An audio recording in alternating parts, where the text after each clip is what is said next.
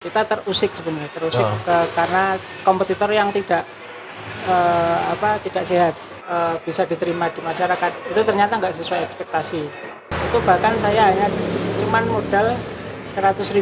Jadi intinya kalau sudah ada itu semuanya autopilot deh gitu. Slow but sure. Yes, alright. Slow but sure. Kejar passionmu selama itu passionmu positif. Learn more, do better, and change ahead. Kuliah Milenial, let's begin the class.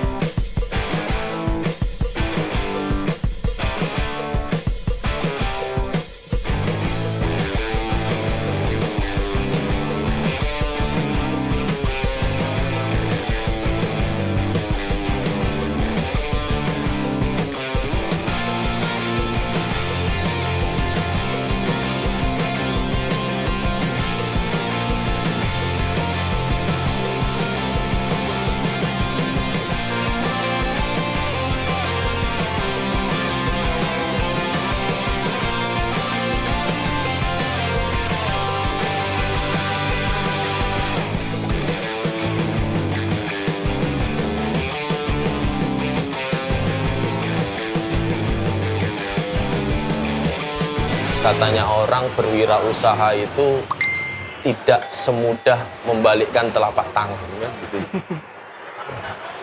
Pernah enggak sih selama mengembangkan Nobunaga Sushi ini ya, mulai dari berjualan dulu di Car Free Day gitu ya, sampai jadi sushi bar yang seperti ini, bahkan nanti buka cabang gitu ya. Banyak enggak sih Mas, ada Mas Didit dan Mbak Nita, itu hambatan-hambatannya atau kesulitan-kesulitannya itu banyaknya itu cukup banyak atau banyak? Yang pastinya banyak. Banyak. Iya. Oke. Karena ini deh, kita biar teman-teman ini juga tahu. Satu saja coba, mungkin bisa disebutkan satu saja kesulitan ya yang paling itu memberatkan dan mungkin membuat Mas Didit dan Mbak Nita ini sudahlah, kayaknya nggak usah dilanjut deh gitu ya. Itu ada nggak yang sampai seperti itu? kalau seperti itu nggak ada sih, cuman ada mungkin beberapa hambatan bisa saya ceritakan. Kalau dulu itu pernah kita bukan terhambat sih, kita terusik sebenarnya, karena kompetitor yang tidak sehat. Yang tidak sehat misalkan yang tidak sehat, persaingan yang tidak sehat. Terus dulu itu pernah kita sampai benar-benar kebingungan masalah bahan baku. Karena pernah itu beberapa bulan ada bahan baku yang sebenarnya ini paling mendasar. Rumput lautnya itu sendiri. Itu pernah itu sempat kita kehabisan dimanapun. Tapi untung kita istilahnya tetap bisa mengantisipasi lah, cari cara lain, dan itu akhirnya bisa teratasi. Terus ada juga itu beberapa menu sebenarnya yang kita udah riset dan kita udah pastikan bisa diterima di masyarakat, itu ternyata nggak sesuai ekspektasi. Jadi dari segi menu sendiri itu sebenarnya ada tantangan tersendiri sih untuk mengembangkan itu. Oke. Ya mungkin banyak di luar sana itu katanya kalau mau mendirikan usaha itu harus punya modal nih, gitu ya, harus punya modal. Nah, modal ini yang dimaksud duit gitu, Mas. Menurut pengalamannya Mas Didit sama Mbak Nita, penting banget enggak sih modal duit? Artinya begini, kita enggak punya apa-apa selain duit ya. Pokoknya kita kalau ada duit pasti kita bisa membuat usaha gitu ya. Nah, itu. seberapa penting sih? Sebenarnya saya ingat betul itu waktu saya awal membuka, itu bahkan saya hanya cuman modal 100.000. 100.000? 100.000. Yang waktu ini tuh, pertama kali jualan di Car Free Day? Iya. Ya. Dari 100.000? Dari situ kita harus beli bahan, beli alat dan lain-lain, itu cukup 100.000, kita bisa mengembangkan dari situ. Dari situ kita tekun, konsisten. Kalau di dunia kuliner kan sebenarnya masalah taste itu kan sangat penting. Nah, itu benar-benar kita jaga. Dari situ sih. Dengan artinya modal itu memang tetap dibutuhkan, tapi tidak selalu harus jadi alasan langsung banyak gitu ya. Jadi pengalamannya Mas Didit dan Mbak Nita tahun 2000, berarti itu sebelum tahun 2016 ya? Ya. Itu ya, sebelum tahun 2016 itu yang di Car Free Day itu dengan bermodalkan duit Rp100.000 gitu ya. Nah, hingga akhirnya bisa seperti ini. Ini kalau saya lihat dalam jangka waktu 5 tahun gitu ya. Dan ini dilakukan secara mandiri. Sempat narik investor nggak sih? Dulu sempat kepikiran, cuman karena kita masih ragu untuk istilahnya kalau kita bisa sendiri kenapa harus berarti investor? Selama 5 tahun itu sebelum tahun 2016 sampai sekarang itu tanpa investor? Tanpa investor. Modal sendiri semua? Dari yang dihasilkan diputar lagi? Kalau yang dari Alfamidi itu untuk kesini, untuk ke ruko ini kita mengajukan untuk dimodali membuka di ruko sini. Membuka di ruko sendiri. Ya. Oke, untuk ini ya kebutuhannya untuk pengembangan usaha. Ya. Ini kan sebelumnya kan Mbak Nita kan sempat ini ya bekerja di tempat lain. Tuh. Dan dari awal pun sudah ikut ini ya jualan di Car Free Day itu. Nah, kan walaupun suami istri kan gitu ya, apakah ada pembagiannya atau apakah ya sudah deh apa yang bisa dilakukan kita lakukan bareng-bareng deh, atau ada pembagiannya apa yang harus dilakukan gitu? Ya, untuk saya kebetulan di bagian HRD-nya, jadi sama operasional. Jadi saya untuk keluar masuk karyawan, terus misalkan operasionalnya nanti di ruko kira-kira karyawan saya bagaimana, itu tugas saya atau job desk-nya kayak gitu. Jadi ada job desk-nya masing-masing gitu. Berarti ini ya ibu-ibu HRD ini dari situ. Terus ini saya menyinggung sedikit mengenai halal yang ini deh. Kalau misalkan dengan duit 100.000, 150.000 gitu ya, atau 50.000 mungkin masih kelihatan ini ya mata dengan jelas gitu ya. Jadi artinya tahu nominalnya sekian gitu ya.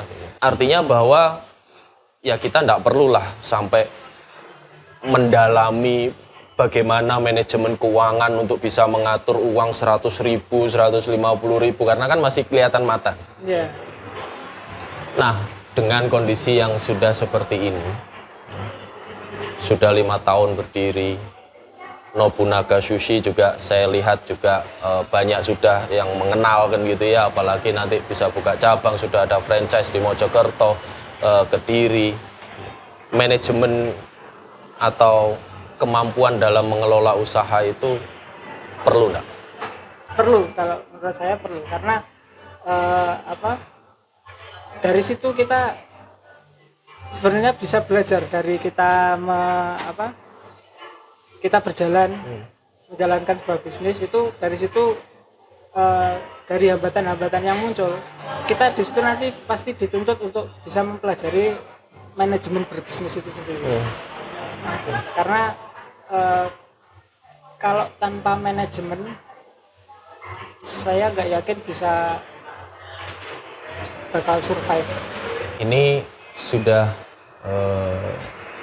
punya karyawan berapa? Saya tanya HRD-nya deh. Untuk karyawannya sendiri sekarang alhamdulillah ada 10 orang. Ada 10? Iya. Nah, ada 10 itu semuanya semuanya kitchen semua ya. Jadi kalau ini modelnya kitchen semua ya? Iya, kitchen Oke. semua. Kitchen semua. Dari 10 itu dibagi Menjadi ada shift? ya, Ada shift. menjadi 2 shift. Menjadi 2 shift. Iya, Pagi dan siang. iya, shift 1 dan shift 2. Berarti 5 orang, 5 orang. Jadi sudah punya 10 karyawan gitu ya. Dan karena ini modelnya adalah bar gitu ya, sushi bar, jadi semuanya terkonsentrasi di kitchen. Dan pun juga proses di front office-nya kan cuman ini ya, kasir dan pemesanan. Iya, benar. Ya, kasir dan pemesanan. Dari Mas Didit dan Mbak Nita, apa nih, mungkin ada tips ya, ada tips yang bisa dibagi ke teman-teman kuliah milenial mengenai tips dalam berwirausaha. Itu hal-hal penting apa ini yang harus diperhatikan? Yang terpenting itu sebenarnya konsisten, tekun, dan tekun. Jangan jangan khawatir gagal. Sebenarnya kegagalan itu ya awal dari kesuksesan. Kalau saya enggak khawatir gagal, Mas. Khawatir apa? Enggak khawatir enggak punya duit. Oke, jadi ada konsisten, tekun, apalagi tadi? Jangan takut gagal. Jangan takut gagal. Ya itu sih. Kalau misalkan sampai ini nih, banyak yang ini mengkhawatirkan, ya itu tadi, Mas, sebenarnya. Takut nggak punya duit, gitu loh. Jadi duitnya itu jadi nanti sudah modalnya dikit, gitu ya. Terus bikin produk nggak laku, nah akhirnya kan nggak balik modal. Dulu sempet nggak ngalami seperti itu? Sempet.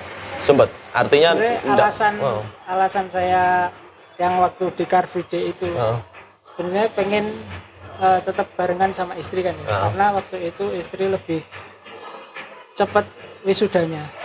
Maksudnya lebih dulu lulusnya. Karena jadi masih pengen bareng-bareng. Saya pengen, Mas Didi termasuk kelompok mahasiswa abadi.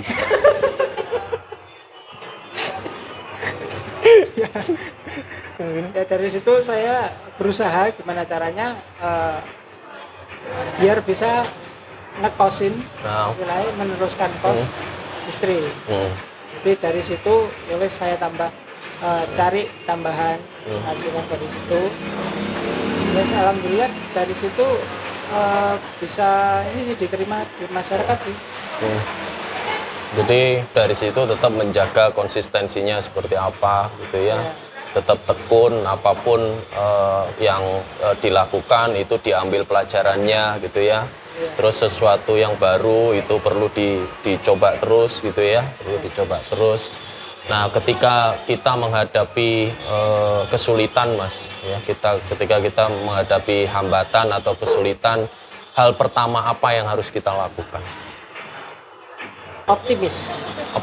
Ya. Karena sebesar apapun masalah itu, kalau misalkan kalau saya loh, kalau saya tetap optimis. Karena apa? Pikiran apapun kalau misalkan kita ada ketakutan dan lain-lain, itu akan berefek ke apa yang akan kita kerjakan. Jadi langkah pertama yang saya ambil ya optimis itu. Dari Mbak Nita, dulu kan pernah ngalamin inian ya, langsung turun langsung ya, jualan gitu ya, yang di Alfamidi. Sekarang jadi direktur HRD-nya. Kan direktur kan, Mbak ya? Iya, bisa. Pemilik kan direktur HRD-nya. Beda enggak, Mbak? Dulu kan kita ngatur-ngatur sendiri. Iya. Sekarang ada karyawan. Iya. Kan gitu ya, ada karyawan. Beda enggak cara ngaturnya? Antara dulu ngatur sendiri sama sekarang ada karyawan? Kalau terjun langsung itu kita bisa tahu langsung apa sih permintaan orang maunya seperti apa gitu kan. Kalau sekarang kalau punya karyawan sendiri itu kita bisa lebih fokus ke goal yang mau kita capai untuk jangka panjangnya. Jangka panjangnya. Iya. Karena operasionalnya sudah bisa didelegasikan kepada karyawan. Susah enggak sih Mbak punya karyawan? Susah-susah gampang. Susah-susah gampang. Iya. Susahnya apa, gampangnya apa? Susahnya kalau kita nggak punya standar operasional, kalau kita sudah punya itu, insya Allah gampang. Jadi intinya kalau sudah ada itu semuanya autopilot deh, gitu. Oke, ini pengakuan nih, ya. Ini minta pengakuan. Mbak Nita ini, menurut Mbak Nita sendiri, HRD yang galak apa yang baik? 50-50. Iya. Berarti dulu waktu saya kesini pertama kali saya tanya itu karyawannya bosnya galak apa baik? Jawabannya baik, berarti itu bohong gitu ya. Pencitraan. Kalau Mbak Nita melihat Mas Didit ini pengusaha yang ini deh, ya tuh. Ini deh, sebutin satu kata yang mewakili Mas Didit ini termasuk pengusaha yang seperti apa? Satu kata saja. Pengusaha yang sangat terstruktur. Yang sangat terstruktur. Oh. Iya. Iya. Emang orangnya terstruktur dan pelan-pelan. Slow but sure. Yes, alright. Oke, jadi dalam mengambil keputusan itu tidak terlalu tergesa-gesa gitu ya. Dipastikan dulu apakah ini realistis, apakah ini bisa dapat dicapai gitu ya. Terus sumber daya kita sudah mumpuni atau belum gitu ya, apa yang perlu diusahakan. Oke, jadi satu lagi yang bisa kita ambil dari pengalamannya Mas Didit dan Mbak Nita, segelas sesuatu perlu diperhitungkan. Lambat tidak apa-apa, yang penting tercapai kan gitu ya. Tercapai. Pesan-pesan dari Mbak Nita maupun Mas Didit ya, satu-satu dulu. Mbak Nita dulu deh, buat teman-teman kuliah milenial, apa nih pesan-pesannya? Pesan-pesannya dari saya, harus berani untuk keluar dari zona nyamanmu dan kejar passionmu selama itu passionmu positif gitu. Oke, itu dari Mbak Nita. Sekarang Mas Didit. Mas, pesan-pesannya Mas. Pesan-pesannya untuk pengusaha muda maupun yang mau memulai usaha, ya simple sih.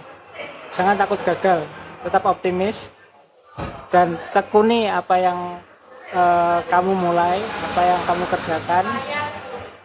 Insya Allah akan membuahkan hasil yang manis. Oke. Amin. Oke. Ya, Mas Didit dan Mbak Nita, jadi semoga sukses, semoga banyak cabangnya gitu ya. Terima kasih sudah berbagi mengenai bagaimana kita berwirausaha. Jadi rupanya berwirausaha itu tidak sesulit yang dibayangkan gitu ya. Tidak semuanya, tidak selalu kita membutuhkan mengawali dengan modal yang besar gitu ya. Jadi dari modal tadi pengalamannya Mas Didit dan Mbak Nita, dari modal 100.000 gitu ya, dengan konsistensinya, dengan ketekunannya, dengan optimismenya dalam menghadapi segala semua hambatan dan kesulitan, dan dalam pengembangan usahanya itu juga dibarengi dengan bagaimana cara mengelola yang baik gitu ya, sampai akhirnya juga saat ini Sushi Bar-nya sudah memiliki karyawan sebanyak 10 orang gitu ya, 10 orang. Jadi sukses selalu Mas Didit dan Mbak Nita. Amin. Makasih sudah dibolehkan berkunjung